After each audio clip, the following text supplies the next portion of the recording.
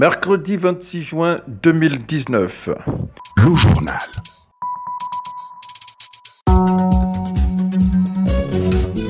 Les titres du journal: 17 mois et 2 ans d'arriérés de salaire respectivement pour les personnels d'Africa numéro 1 de l'hôtel Lekoni Palace à Franceville, empêtrés dans une galère qui se passe de commentaires. L'État gabonais pointe du doigt par le parti d'opposition l'Union nationale dans la déconstruction des prestations sociales confiées à la Caisse nationale de sécurité sociale, la CNSS. Retour à la normalisation du prix du coût du transport après environ 72 heures de hausse anarchique motivée par la grimpée du prix du carburant à la pompe. Voici pour la vitrine.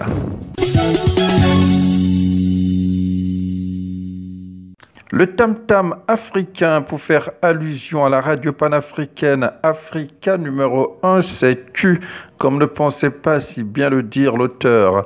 Un silence radio justifié par 17 mois de salaire impayé sous lequel croule le personnel comme damné à tutoyer la précarité. L'amertume du président du syndicat des personnels d'Africa numéro 1, Jean-Félix Ngawendong. Africa numéro 1 se porte très mal, c'est la descente aux enfers. Ça va de mal en pis. Privé déjà de nos salaires, privé de nos rappels, privé du petit prêt qui allait nous permettre de scolariser nos enfants, c'est la première fois dans l'histoire d'Africa numéro 1 que l'agent ne pourra pas scolariser ses enfants. Le seul logiciel qui gère la radio est dépassé d'il y a plus de 10 ans. Le matériel est vieillissant, obsolète. Les voitures qui nous transportent, ce sont des cercueils ambulants. Donc aujourd'hui, les émetteurs FM sont tous par terre. Nous ne faisons plus de la radio. Visiblement sensible à cette situation dramatique, le nouveau ministre en charge de la communication, Rigobert Ikamboya-Ndeka, entend échanger avec ses agents d'Africa numéro 1 dans les prochaines heures.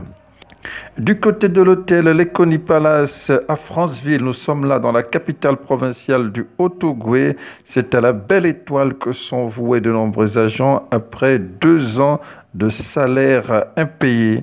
Dans cet élan de désespoir, ils crient au paiement du solde de tout compte et à la régularisation des cotisations auprès de la Caisse nationale de sécurité sociale, la CNSS. Même son de cloche pour certains retraités de la Société d'énergie et d'eau du Gabon, la SEEG, dont nombreux d'entre eux peinent à rentrer dans leurs droits à la pension.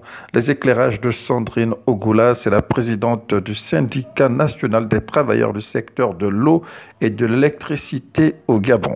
Nous mettons ici devant ce sentiment de solidarité vis-à-vis des agents que nous avons connus, nos collègues. Nous avons 122 qui sont allés à la retraite depuis 2014.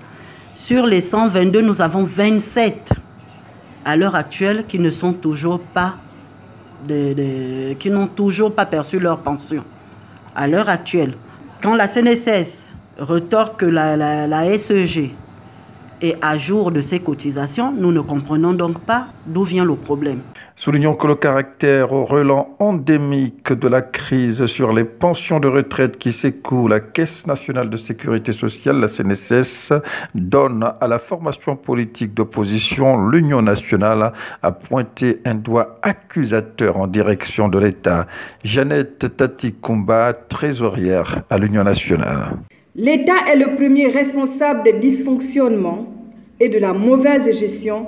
Pour sa part, l'Union nationale saisira le Premier ministre pour demander au gouvernement l'annulation du prêt accordé par la BDEAC à la CNSS et l'organisation immédiate de négociations entre les syndicats des travailleurs et le patronat en vue de l'adoption d'un nouveau code de sécurité sociale et de nouveaux taux de cotisation. L'Union nationale saisira également l'Assemblée nationale pour solliciter une enquête parlementaire qui apportera aux Gabonaises et aux Gabonais les réponses à toutes les questions qu'ils se posent sur le fonctionnement de cet organisme. www.mazelec.net, c'est l'information et l'actualité sur le Gabon, sur le web. Retour à la normalisation du prix du coût du transport après environ 72 heures d'anarchie marquée par une augmentation de prix à la seule initiative des professionnels du secteur et ceux en violation des textes réglementaires. Face à la montée de décibels côté population, se refusant à se prêter caution, le ministre en charge des Transports, Justin Doundangoy, vient comme ça de désavouer le collectif des professionnels du transport, auteur de cette augmentation hasardeuse du prix du coût du transport. Soulignons que l'augmentation du prix du carburant à la pompe est à l'origine de ce cafouillage. L'incidence de cette augmentation du prix du carburant avec Jean-Stanislas Choukou-Lebundou, c'est le président du syndicat autonome des taximens du Gabon, le SATAG. Ce n'est vraiment pas une bonne chose. Ça va non seulement empêcher les jeunes Gabonais de s'intéresser à l'activité, mais encore ça va pousser l'augmentation des aliments. Parce que pour qu'un conteneur revienne du port, automatiquement il doit utiliser le carburant. Et pour livrer cette marchandise auprès de ceux qui vendent en gros, ceux-là se sentiront obligés d'augmenter les frais d'alimentation. Les propriétaires, les opérateurs économiques n'arrivent plus à percevoir leurs recettes comme il le faut. Aujourd'hui, ils prennent les chauffeurs pour des bandits parce qu'un chauffeur qui avait l'habitude de consommer 15 000 francs toute une journée, aujourd'hui, ça a carrément doublé la consommation. Jean-Stanislas Choukou-Lebundou, président du syndicat autonome des taximens du Gabon, SATAG, sera l'invité de ce journal en page magazine.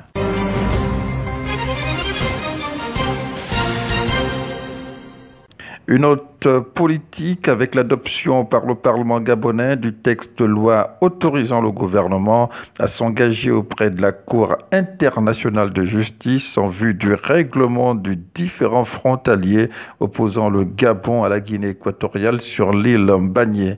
Saisine visant à trancher sur l'appartenance territoriale de ce lopin de terre. Place à la page magazine à présent.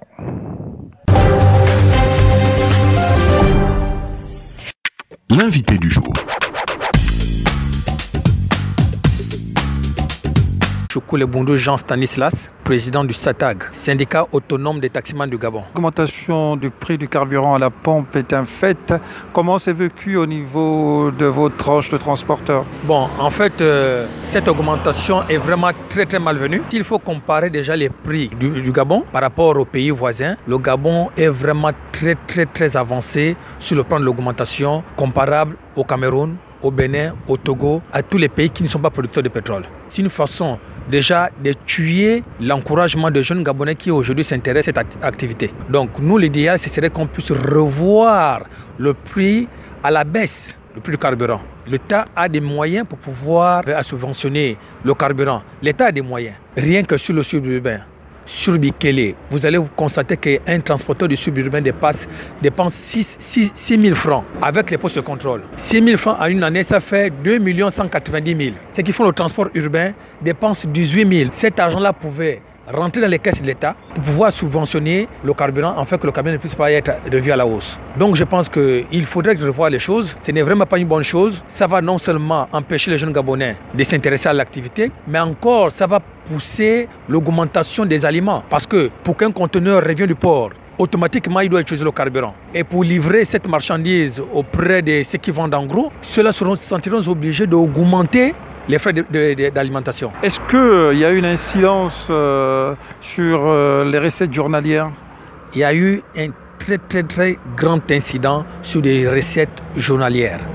Les propriétaires, les opérateurs économiques n'arrivent plus à percevoir leurs recettes comme il le faut. Aujourd'hui, ils prennent les chauffeurs pour des bandits parce qu'un chauffeur, comme je venais à peine de le dire tout à l'heure, qui avait l'habitude de consommer 15 000 francs toute une journée, aujourd'hui, ça a carrément doublé la consommation.